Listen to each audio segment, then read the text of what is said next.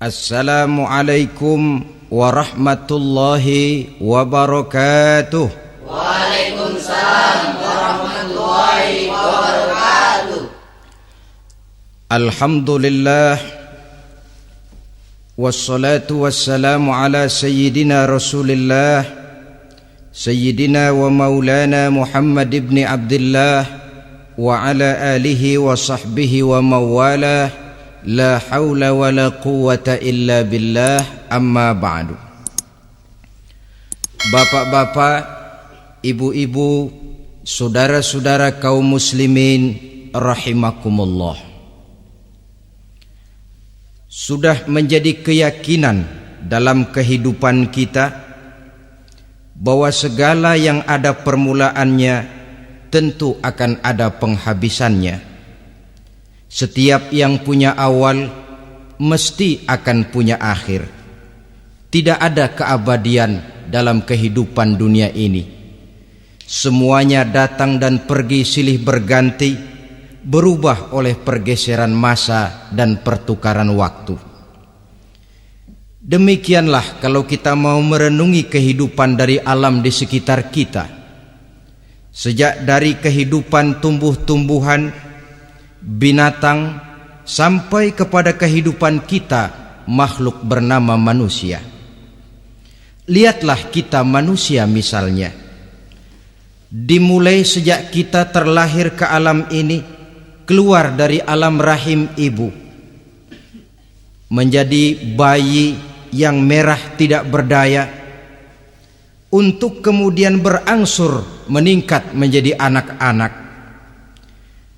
Dari kehidupan anak-anak berubah lagi kita menjadi remaja dengan segala keceriaan dan kelincahannya, dan dari masa remaja naik lagi kita memasuki usia dewasa, untuk kemudian berangsur memasuki hari tua.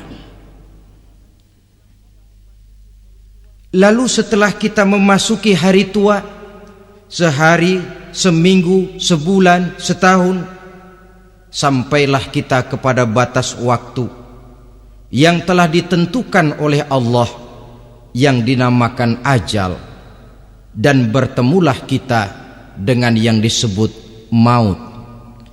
Ini merupakan kepastian dalam kehidupan. Kalau saja kita mau merenung perubahan-perubahan yang terjadi pada diri kita, seharusnya membuat kita insaf dan sadar. Di kala remaja kita begitu lincah, punya rambut yang hitam ikal berderai, punya lesung di pipit, punya senyum yang indah menawan setiap orang yang melihat, punya kulit yang kencang dan bersih. Manakala kita memasuki hari tua, perubahan frontal pun terjadi. Kulit mulai jadi keriput, rambut yang tadinya hitam ikal berderai mulai memutih, nikmat berkurang, gigi yang tadinya utuh dan sanggup mengunyah apa saja, satu demi satu permisi meninggalkan kita. Sangat boleh jadi dikala remaja kita senyum semua orang terpikat.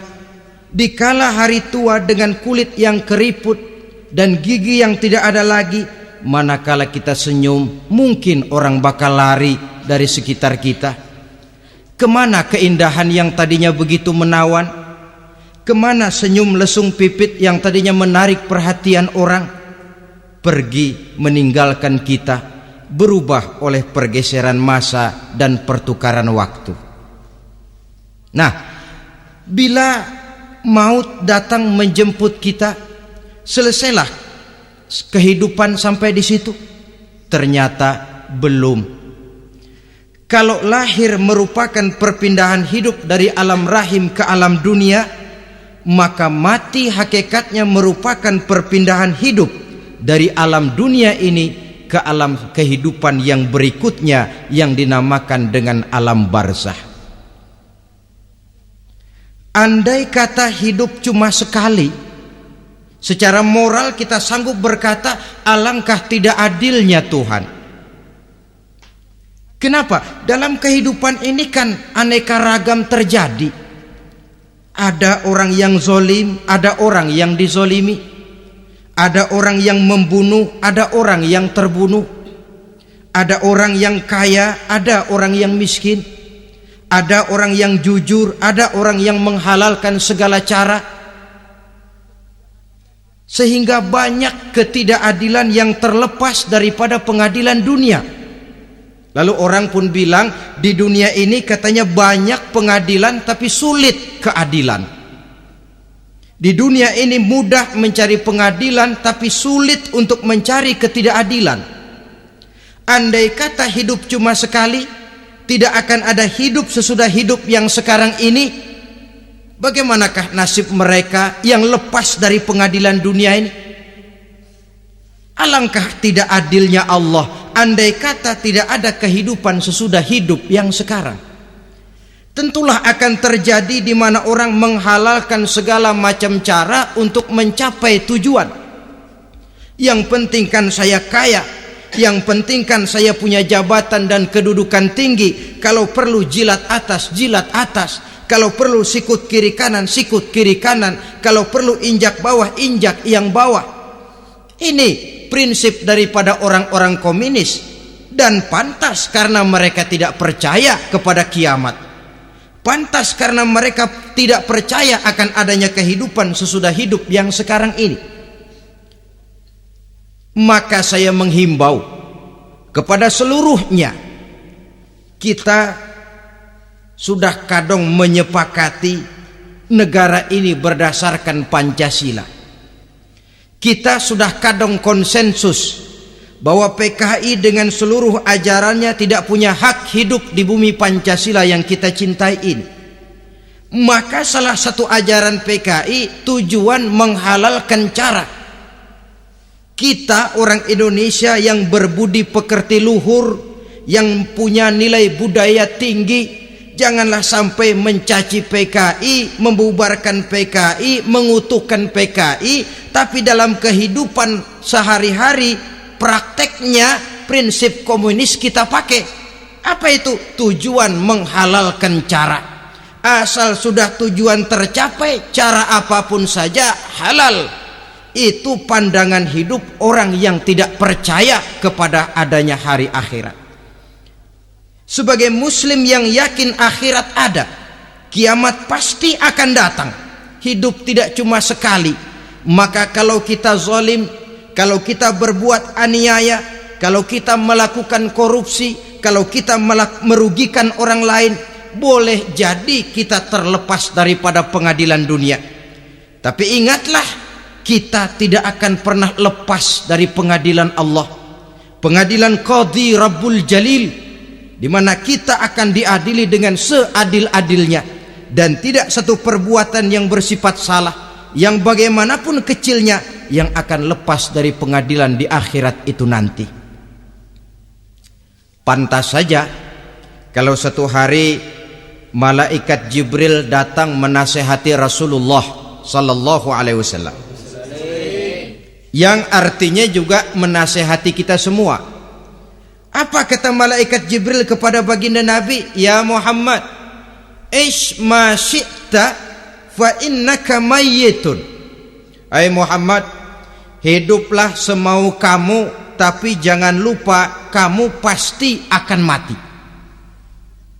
Kalau memang dilarang tidak terlarang, dicegah tidak tercegah, kamu mau melaksanakan hidup menurut maumu sendiri, persilakan, hiduplah menurut mau dan gayamu. Tapi jangan lupa, fa innaka mayyitun, satu saat kau pasti bakal mati. Dan mati itu bukan akhir dari segalanya, dia babak baru bagi kehidupan selanjutnya. Silakan hidup menurut maumu, tapi jangan lupa kau pasti akan mati. Wa'mal ma syi'ta fa innaka majziyun bih. Kerjakan apa saja yang kamu mau. Kalau kau mau menghalalkan segala macam cara, persilahkan halalkan segala macam cara. Tapi jangan lupa kau akan mendapat balasan dari seluruh amal perbuatanmu. Wa ahbib ma syi'ta fa innaka mufariquhu, dan cintailah apa saja yang mau kau cintai. Kau cintai anak istrimu, silahkan. Kau cintai harta bendamu, tafadhal. Kau cintai tanah airmu, kau cintai pangkat dan jabatanmu, persilahkan. Tapi jangan lupa, fa innaka mufariquhu, kau pasti akan berpisah dan akan meninggalkan segala yang kau cintai itu. Apa artinya ini buat kita? Ternyata sesudah maut datang menjemput kita, ada kehidupan sesudah hidup yang sekarang ini. Ini yang mendorong kita untuk dalam kehidupan di dunia ini tidak melakukan prinsip saenake dewe, semaunya sendiri saja, asal perut kenyang, asal pangkat tinggi, asal harta dapat. Masa bodoh dengan merugikan orang lain, masa bodoh dengan menipu orang lain. Iku jenenge saenake dewe. Muslim tidak diajarkan. Ingat manusia, setelah kau mati, setelah kiamat datang, kau akan dibangkitkan, kau akan dimintakan pertanggungan jawab tentang kehidupan yang sekarang ini. Saudara hadirin, oleh sebab itu kalau kita bicara soal kiamat, soal akhirat, ini memang masalah yang gaib, yang sepenuhnya tidak bisa dicernakan dengan kemampuan penalaran intelektual. Dasar di dalam membicarakan ini tidak lain adalah iman kita kepada Allah Subhanahu wa ta'ala. Bukan cuma zaman sekarang, dari zamannya Nabi. Orang itu kalau sudah bicara kiamat, bicara akhirat, ada yang ragu-ragu, ada yang menolak sama sekali. Bukan dari zaman sekarang, dari zaman dulu.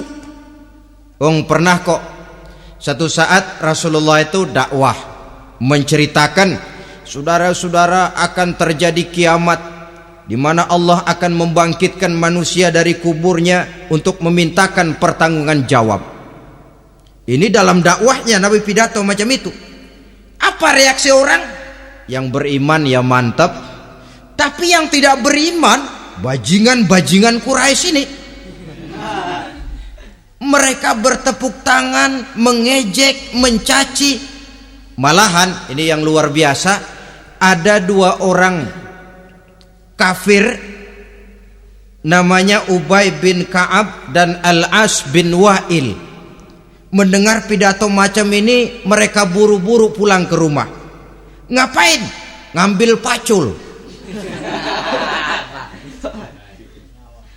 Lalu berangkat nyari kuburan tua. Dia gali itu kuburan.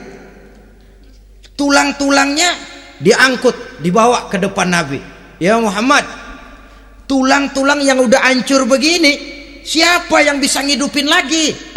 Yang macam-macam aja kamu Muhammad, nggak rasional, nggak masuk akal. Allah menjawab. Apa kata Allah? Wa daraba lana mathalan wa nasiya khalqah qala man yuhyil 'izama wa hiya ramim qul yuhyiha alladhi ansha'aha awwala marrah wa huwa bikulli khalqin alim. Mereka memberikan perumpamaan kepada kami, kata Allah. Mereka melupakan asal kejadiannya. Mereka bertanya, siapa yang sanggup menghidupkan tulang belulang yang sudah hancur kayak begini? Qul yuhyiha allazi ansha'aha awwala marrah. Katakan kepada mereka Muhammad, yang akan menghidupkannya adalah Dia yang telah menciptakannya pertama kali dulu. Kalau Dia sanggup menciptakan, Dia tentu lebih sanggup lagi untuk mengembalikan reproduksi ciptaan itu sebagaimana semula. Yang paling kasihan yang ragu-ragu. Akhirat itu ada apa enggak sih? Kiamat itu ada apa enggak sih? Lantaran ragu-ragu, terombang-ambing dia antara harapan dan putus asa, antara kenyataan dan idealisme. Ada yang buta sama sekali 100% terhadap keadaan-keadaan sesudah mati. Perhatian mereka hanya tercurah kepada kehidupan sebelum mati. Yang mereka perhatikan siang dan malam tidak lebih daripada urusan perut. Pergi pagi, pulang sore, peras keringat, banting tulang. Cuma soal makan, soal minum, soal pakaian, soal kendaraan, soal rumah tangga, soal anak, soal istri. Yang mereka pentingkan hanya soal-soal politik misalnya, ekonomi, pembangunan dan industri. Untuk soal-soal kayak begitu giat betul, habis seluruh waktu untuk memikirkan meningkatkan kebudayaan, politik, sosial, ekonomi. Kadang-kadang kurang tidur, kurang istirahat, berkeliaran ke sana kemari ke tempat yang jauh-jauh. Sampai kadang-kadang terkena stres, penyakit darah tinggi, ginjal, lever, untuk memikirkan hal-hal yang semata-mata karena dunia saja. Lantas boleh jadi mereka mendapatkan kekayaan yang berlimpah ruah, mendapatkan kedudukan yang tinggi, nama yang semerbak, dikenal orang di barat dan di timur, di utara dan di selatan. Tetapi alangkah kecewanya mereka jikalau datang ajal menjemput nyawa, mati mereka, meninggalkan harta yang banyak, nama yang masyhur. Mereka disebut dengan jasa-jasanya. Radio memberitakan, TV menyiarkan, koran-koran memuat. Bahkan nama mereka kadang-kadang dikenang 2-3 tahun setelah wafatnya. Tetapi dalam pada itu roh mereka merintih, mengeluh, menderita karena dilemparkan oleh Allah ke tempat-tempat yang kotor. Penyesalan yang sudah tidak akan ada gunanya lagi. Saudara-saudara kaum muslimin rahimakumullah, oleh karena itu kehidupan akhirat bukanlah dongeng dan takhayul, bukan khurafat dan hayalan. Kehidupan akhirat, hari kiamat adalah kebenaran dan kepastian. Dalam surah Al-Hajj ayat ke-7 Allah Subhanahu wa taala menyatakan, wa anna as-sa'ata atiyatun la raiba fiha wa anna Allah yab'atsu man fil qubur, dan bahwasanya kiamat itu sesungguhnya adalah sesuatu yang pasti dan tidak ada keraguan-raguan lagi di dalamnya, dan bahwasanya Allah sungguh-sungguh akan membangkitkan manusia dari kuburnya masing-masing. Nah, kalau kita sudah yakin kiamat sesuatu yang pasti adanya, akhirat sesuatu yang pasti adanya, dari mana pembicaraan tentang kiamat ini kita mulai? Tentu dari diri kita. Marilah kita mencoba melihat proses perjalanan hidup ini sampai kita memasuki kiamat. Hadirin, tidak ada makhluk secantik manusia. Tidak percaya, pernah ke Ragunan? Nah, saudara masuk ke kebun binatang, segala macam makhluk ada di situ, ratusan macam jenis binatang. Bandingkan dengan saudara, kira-kira cakep mana?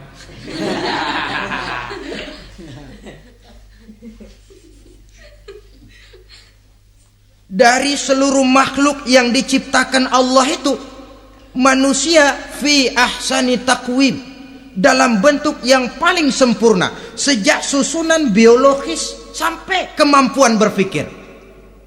Biologis kita ya Allah, diciptakan kita begini rupa, diberikan 2 kaki untuk berjalan, 2 tangan untuk bekerja, diberikan 2 mata, dua-duanya di depan. Pernah saudara mikir kalau mata kita yang satu di depan, yang satu di belakang? Rasanya nggak laku kacamata itu.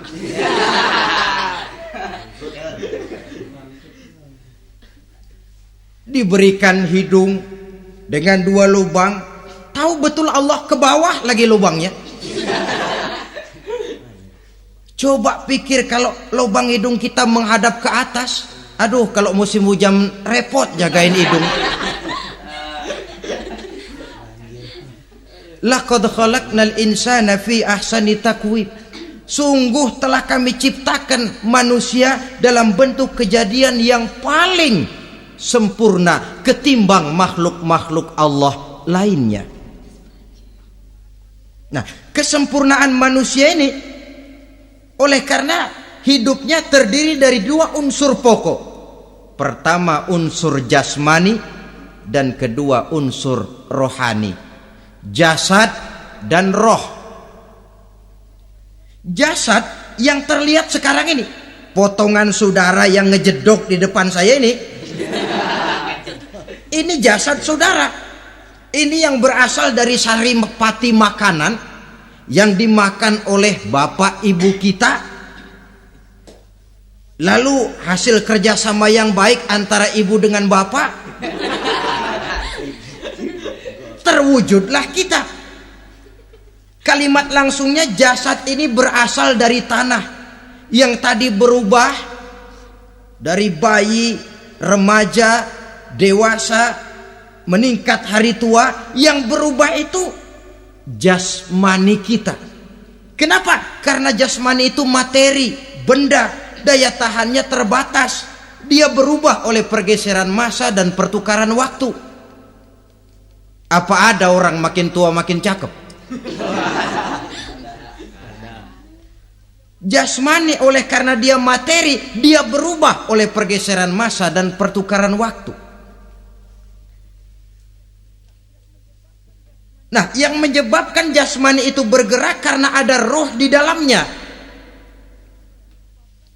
Ini yang menyebabkan kehidupan.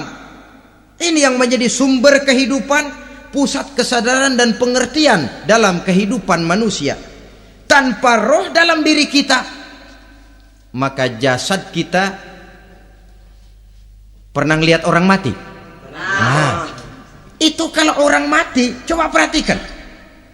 Apanya yang kurang? Kupingnya masih ada, tapi sudah tidak sanggup mendengar. Matanya masih lengkap, tapi tidak mampu melihat. Jangankan melihat, terbuka saja tidak. Mulutnya masih ada, tapi sudah tidak bicara lagi.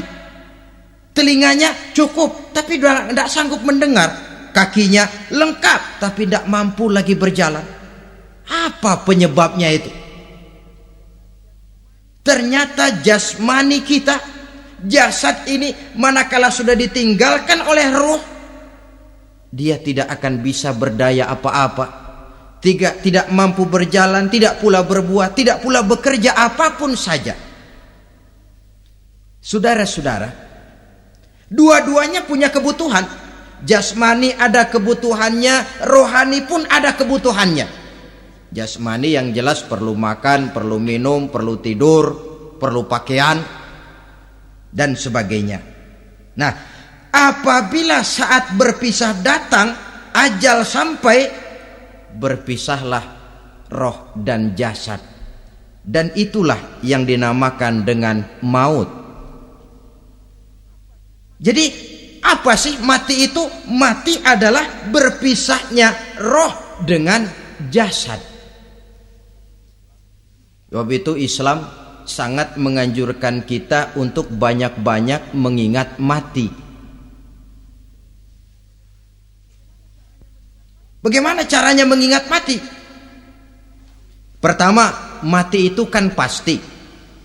Kira-kira yang hadir di sini ada yang nggak mati nggak kira-kira? Semuanya bakal mati kan? Berani? Berani. Sekarang mau? Saudara,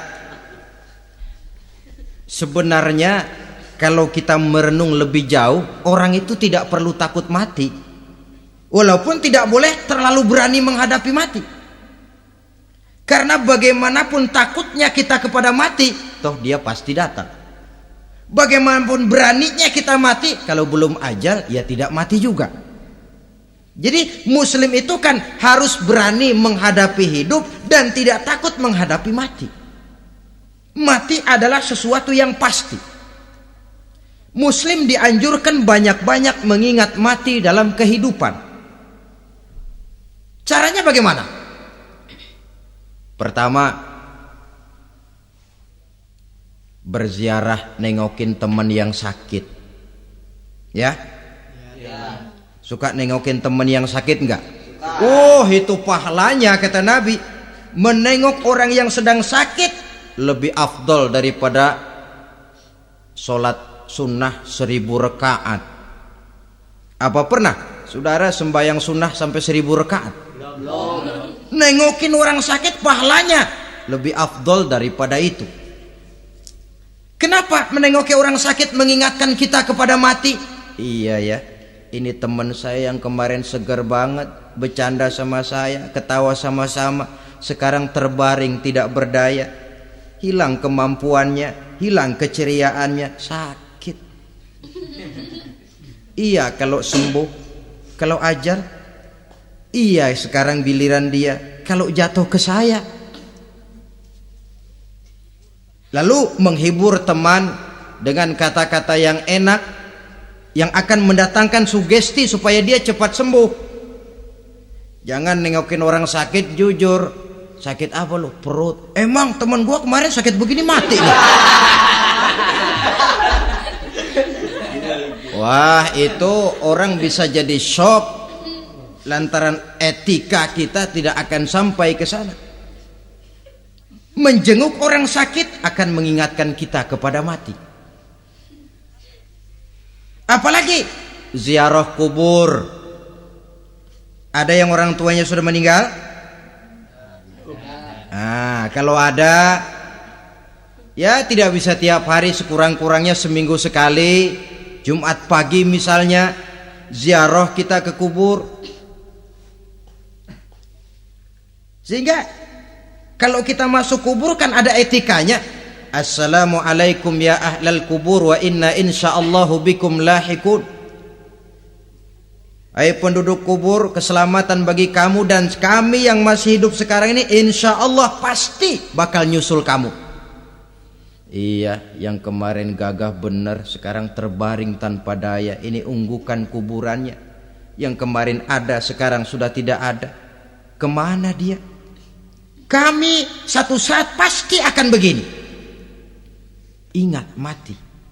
Lalu apalagi yang bisa membuat kita ingat kepada mati? Mengawal jenazah.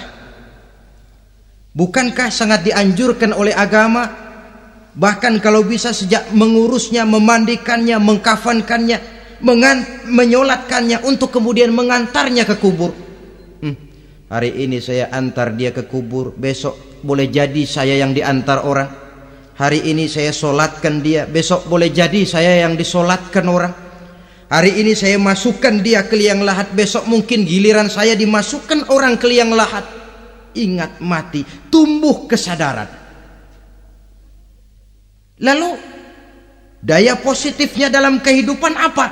Nah, saudara-saudara hadirin, orang yang mengingat mati bukan lantas menjadi lemah dalam kehidupan, menjadi putus asa, sedikit semangat, terbentur kesulitan, mudah frustasi.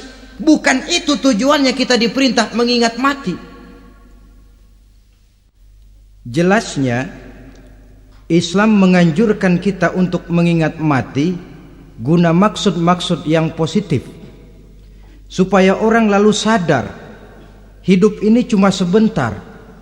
Maka mumpung hidup, nah ini mumpung, tapi mumpung yang baik. Mumpung hidup, maka hidup yang singkat ini harus saya pergunakan dengan sebaik-baiknya, melakukan kebajikan yang sebanyak-banyaknya, menjauhkan rasa malas, menunggu keajaiban yang datang dari langit, berleha-leha, bermain-main, sementara maut kalau dia datang tidak pernah main-main. Pantas kalau seorang penyair bernama Syauqi memesankan tazawwad bittaqwa fa innaka la tadri iza hanna al-lailu hal ta'ishu ila al-fajri kam min sahihin mata min ghairi illatin wa kam min alilin 'asha hinan min ad-dahri. Persiapkan dirimu dengan takwa, sebab kamu tidak tahu apabila malam datang kamu masih bisa hidup apa enggak besok pagi. Apa ada jaminan saudara yang kumpul di depan saya malam ini besok masih bisa hidup? Tidak. Ada jaminan? Tidak. Tidak ada sama sekali. Kam min sahihin mata min ghairi illatin. Berapa banyak orang sehat mati enggak pakai sakit lagi. Sebabnya kadang-kadang ringan saja. Ada yang cuma jatuh di kamar mandi mati. Ada yang cuma ketiban pensil. Iya, kalau ketiban pensil 3 peti masa enggak mati. Ta'addadatil asbab wal mautu wahid. Sebabnya boleh jadi macam-macam, tapi mati satu juga, yaitu mati. Dia seperti kelapa yang terlalu tua jatuh ke bawah, yang kembang baru keluar pun jatuh ke bawah. Itulah mati. Dia datang menjemput yang bayi, dia datang mengambil yang anak-anak, dia datang juga kepada yang remaja, kepada yang dewasa, kepada yang tua sekalipun. Jangan yang remaja lalu berpikir, gua rasanya masih jauh banget mau mati. Ini sesuatu yang pasti yang kita tidak pernah diberitahu kapannya. Kalau dikasih tahu kapannya kan kita bisa, umpama malaikat maut datang ke rumah saya, saudara Zainuddin kau mati 80 tahun lagi. Wah, saya kan berhitung, masih lama, poya-poya aja dulu Tapi ini tidak pernah diberitahu kepada kita. Lantaran tidak diberitahu itulah kita perlu bersiap-siap dengan selalu mengingat-ingat mati yang mendorong kita untuk berbuat positif. Satu contoh peringatan mati yang mendatangkan positif pada peristiwa ketika turun perintah hijrah. Ketika di Mekah sudah terpepet turun perintah hijrah. Ini sahabat yang berangkat hijrah, jangan dikira semua bulat hati.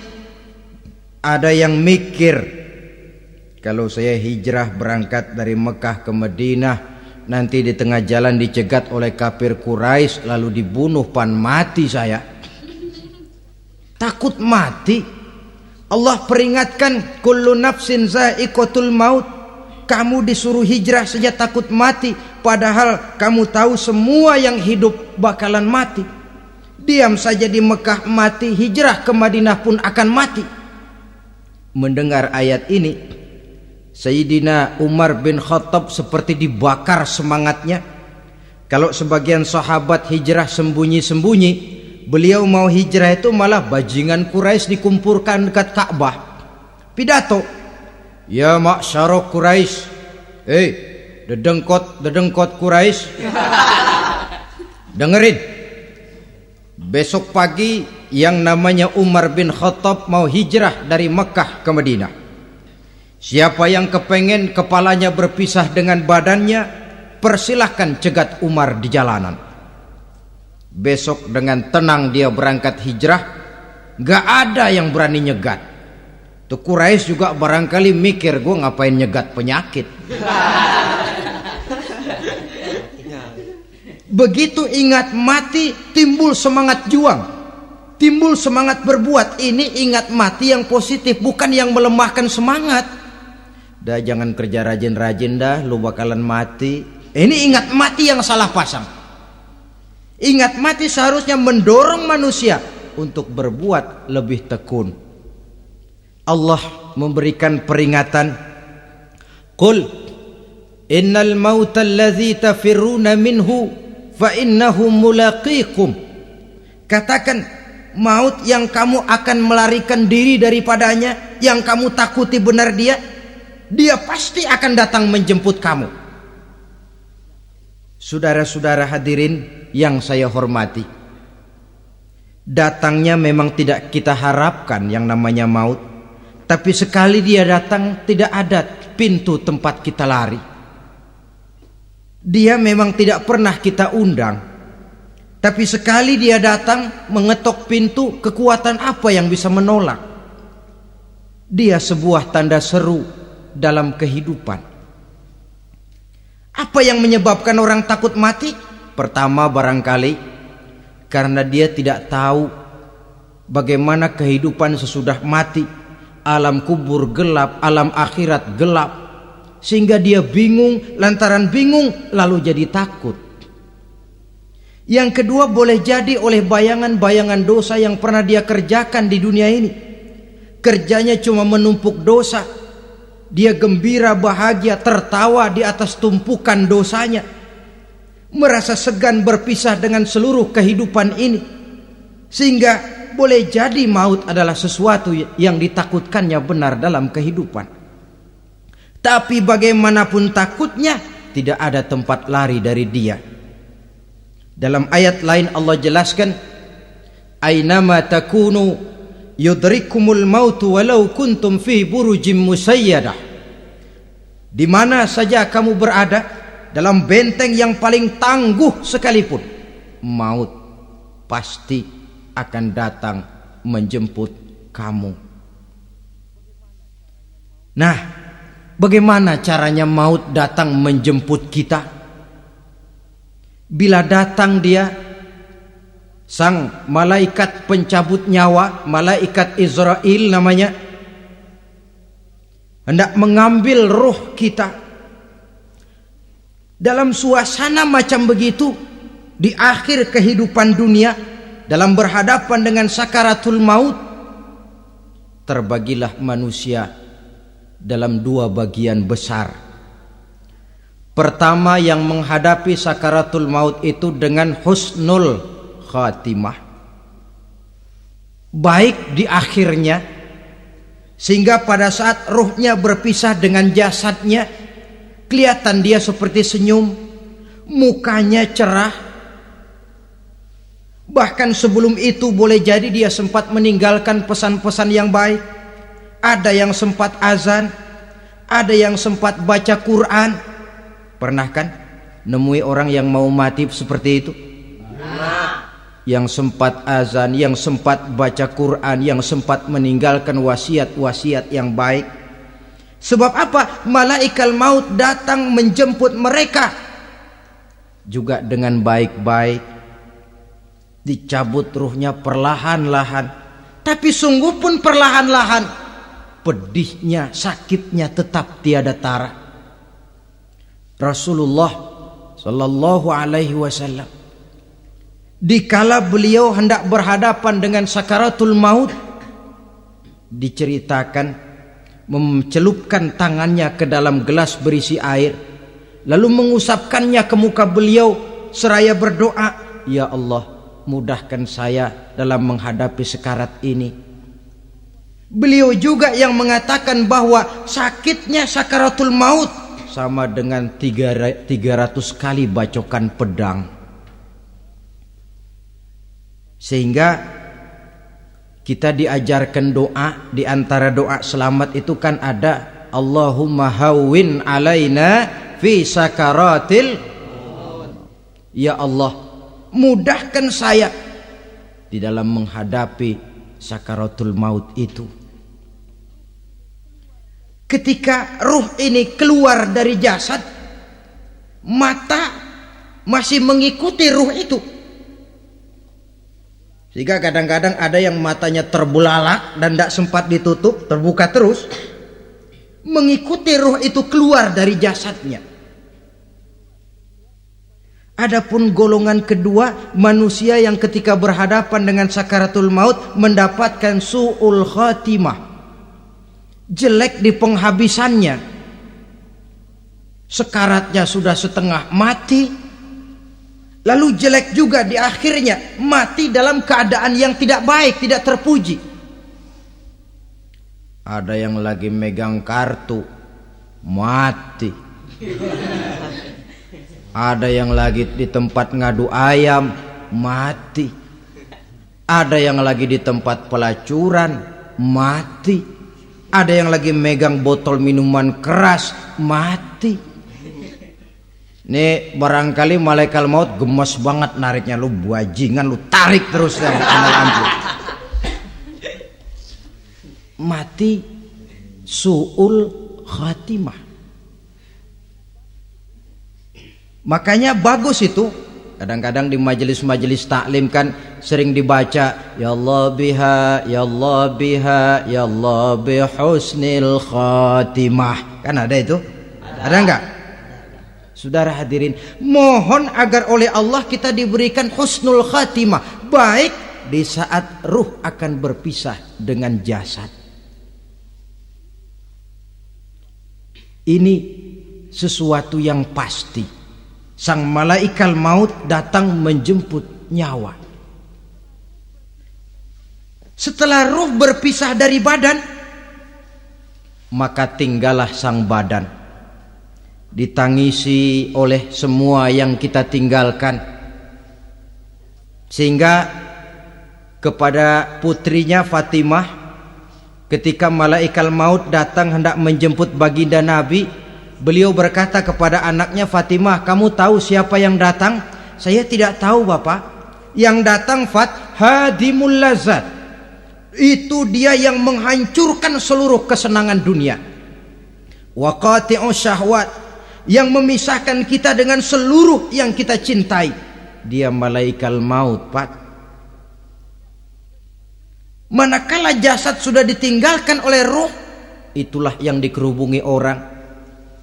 Anak menangis, istri menangis, orang tua bersedih, teman-teman merasa kehilangan, menangisi jasad. Diuruslah jasad kita, dimandikan sebagaimana mestinya, dikafankan dengan kain putih 3 lembar. Itu yang hendak kita bawa kembali ke tempat asal kita. Pakaian sutra, jas yang mereknya Switzerland wool, kain yang Samarinda, sepatu yang Belly atau Beltoni, jam tangan yang Rolex, kendaraan yang serba mewah, tidak ada yang menyertai kita. Kain putih 3 lembar itu saja lagi.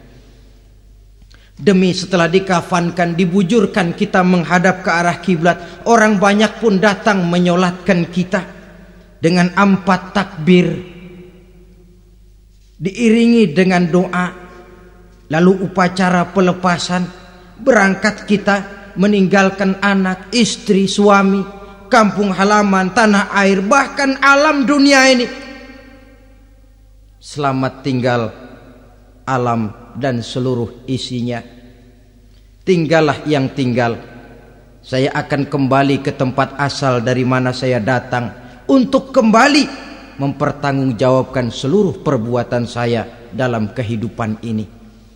Manakala upacara pelepasan selesailah sudah, dimasukkan kita ke keranda jenazah, digotong orang, bismillah wa ala millati rasulillah,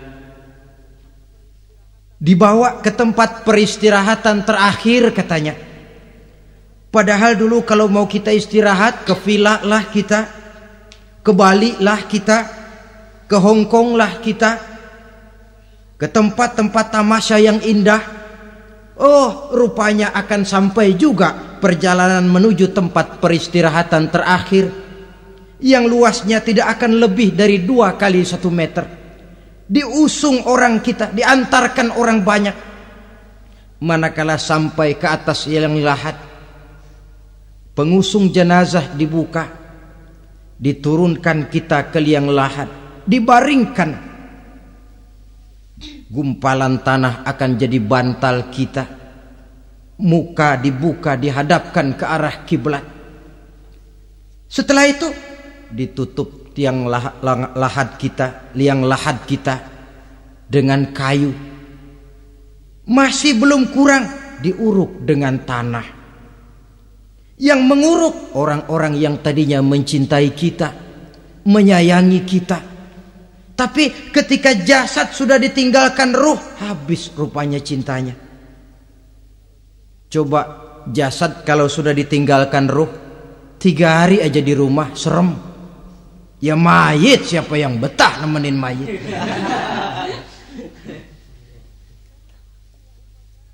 Lalu bila upacara pemakaman selesai, maka berusahalah semuanya.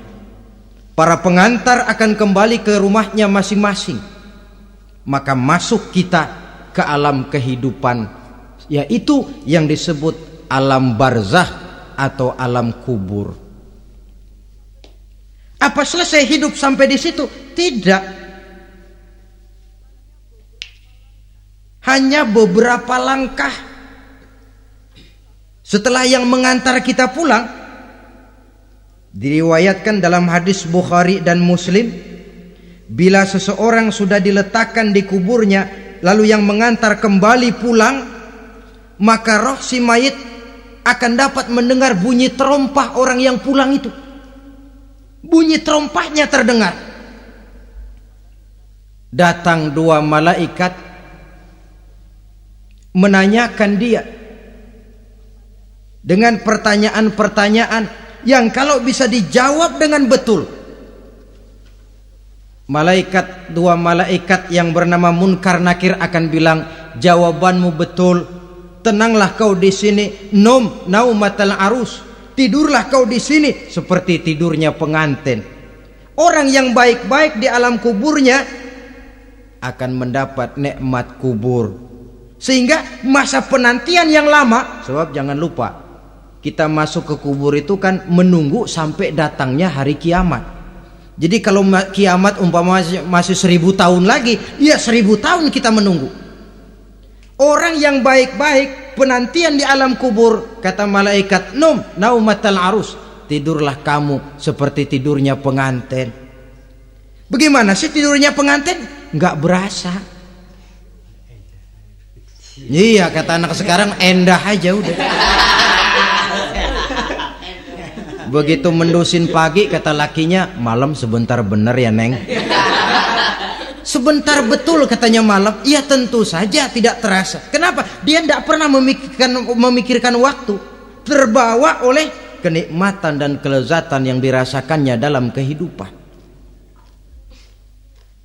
Tapi orang kafir, orang yang dosanya bertumpuk, tidak sanggup menjawab pertanyaan dua orang malaikat, maka dia akan mendapat azab di alam kuburnya terus menerus siang dan malam sampai datangnya hari kiamat. Ibarat maling ayam ketangkep, belum masuk pengadilan udah digebugin duluan. Kan begitu kan? Ada maling ayam nggak di sini? Nah, itu yang nyaut tadi pengalaman itu. Di sidang belum divonis, belum digebugin babak belur. Saudara hadirin, maka alam kubur bisa merupakan raudhatun min riyadil jannah, taman di antara taman-taman surga, pun juga bisa merupakan hufratun min hufarin niran, menjadi liang daripada neraka. Ada lagi riwayat yang dari Imam Muslim yang diperoleh dari Zaid bin Sabit. Zaid bin Sabit cerita, satu hari kami bersama Rasulullah sallallahu alaihi wasallam berada dalam kebun kepunyaan Bani Najjar. Rasulullah sedang duduk di atas keledai. Tiba-tiba entah bagaimana itu keledai terkejut, kaget, berontak, hampir Rasulullah jatuh. Rasulullah kemudian bertanya, rupanya di kebun itu ada kuburan tua, 5 atau 4 kuburan. Rasulullah lalu bertanya, saudara-saudara ada yang tahu nggak ini kuburan siapa? Nggak ada ya Rasulullah. Memang kenapa? Ini penghuni kuburnya lagi disiksa oleh Allah. Andai kata boleh saya mohon kepada Allah supaya kamu dengar seperti yang saya dengar, andai kata saja kamu kuat mendengarnya, saya pasti akan berdoa. Tapi sayang, saya yakin kamu pasti tidak akan kuat mendengar mereka mendapat azab di kuburnya. Hadis sahih riwayat Imam Muslim dari Zaid bin Sabit. Kehidupan di alam barzah. Pak, iya kalau yang matinya dikuburin. Lah kalau yang matinya diceburin ke laut, dibakar, di medan perang hilang, nggak ketahuan kemana jenazahnya. Saudara, hilang kek, dikubur kek, di dalam lautan direndam kek, itu kan cuma logika kita. Menurut Allah tidak ada perbedaan orang mati dikubur di dasar lautan, atau dibakar sampai jadi abu, atau gugur di medan perang tidak ketemu jenazahnya. Entah mereka tetap masuk ke alam barzah namanya. Jasad boleh hancur, tapi roh sebagai sumber kehidupan, pusat kesadaran dan pengertian, dia tetap ada, mengalami kebahagiaan dan kegembiraan, atau mengalami kepedihan dan penderitaan, bergantung kepada amalan yang kita lakukan dalam kehidupan di dunia ini. Maka dalam Yasin tadi kan jelas, qul yuhyiha alladzi ansha'aha awwala marrah, yang menghidupkan mereka yang dikubur di dasar lautan, mereka yang dibakar sampai jadi abu, yang akan menghidupkan ialah Allah yang menciptakan mereka dulu pertama kalinya. Jadi kalau sudah ada aslinya, ya tentu tidak perlu contoh lagi, akan sangat mudah membuatnya.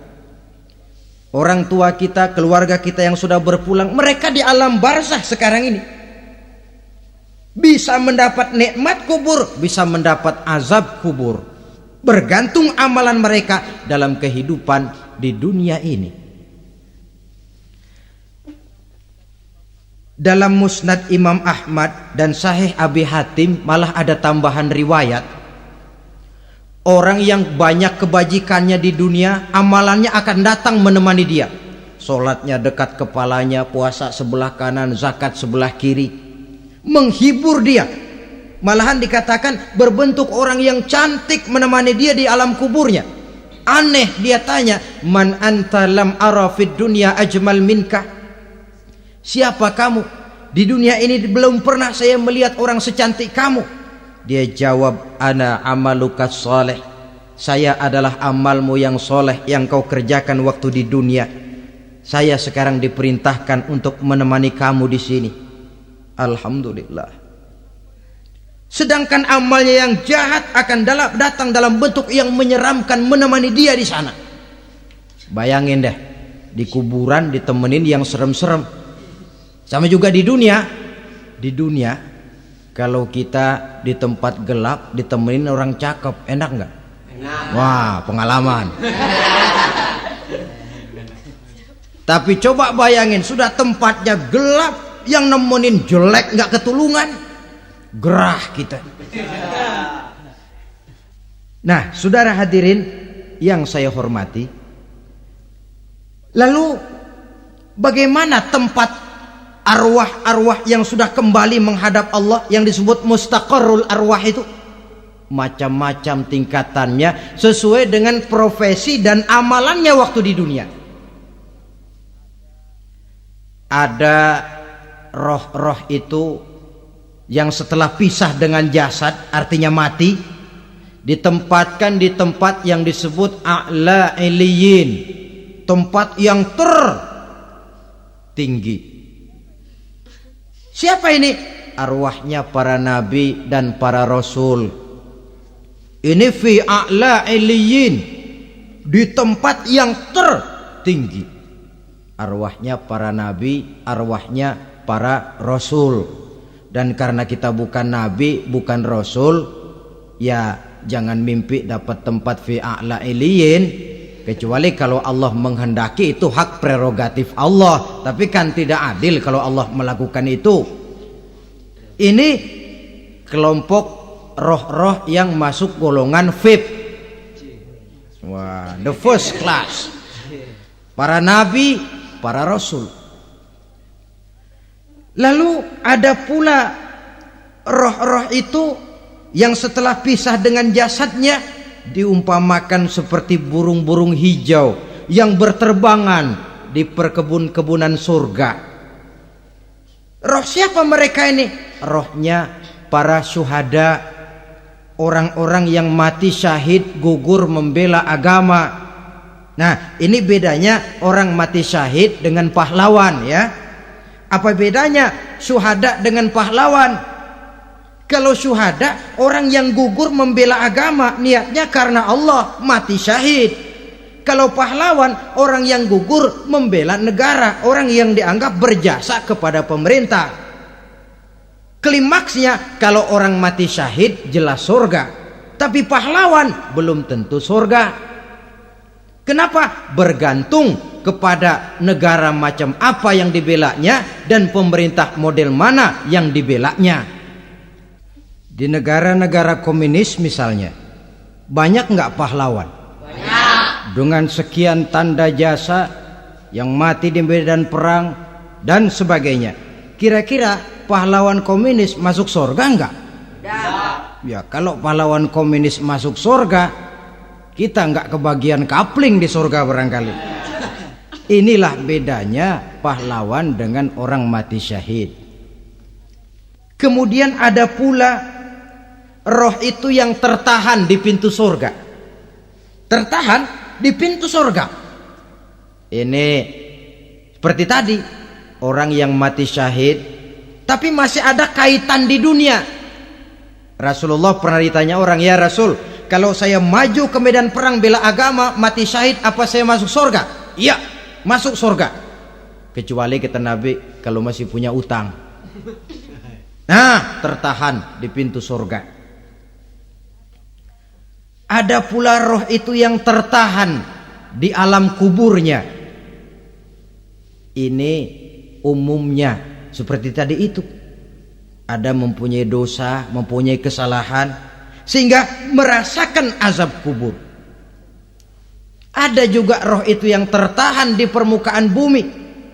Mereka yang dalam hidup selalu menumpuk dosa-dosa yang besar, meninggal sebelum keburu untuk bertaubat.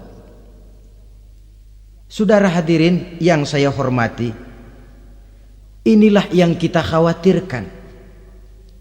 Sebab jikalau pada saat roh sudah datang, jikalau saatnya roh datang berpisah dengan jasad, menemukan sakaratul maut, saat itu taubat sudah tidak akan ada gunanya lagi. Masuk ke alam kubur, mendapat azab kubur sampai datangnya hari kiamat. Berapa lama di alam kubur ini? Menunggulah kita sampai datang saatnya kiamat. Nah, saudara-saudara, apa tanda-tanda hari kiamat? Kapan dia akan datang? Bagaimana hal ihwal manusia pada saat terjadi kiamat? Bagaimana alam ini? Bagaimana perhitungan di padang mahsyar? Insya Allah akan saya ungkapkan pada bagian kedua dari ceramah ini. Insya Allah kita akan lanjutkan pembicaraan ini sampai kepada terminal paling akhir, surga dan neraka. Inilah saja pertemuan kita pada kesempatan kali ini. Terima kasih banyak atas segala perhatian. Mohon maaf atas segala kekurangan. Wabillahi taufik wal hidayah. Wassalamualaikum warahmatullahi wabarakatuh. Waalaikumsalam warahmatullahi wabarakatuh.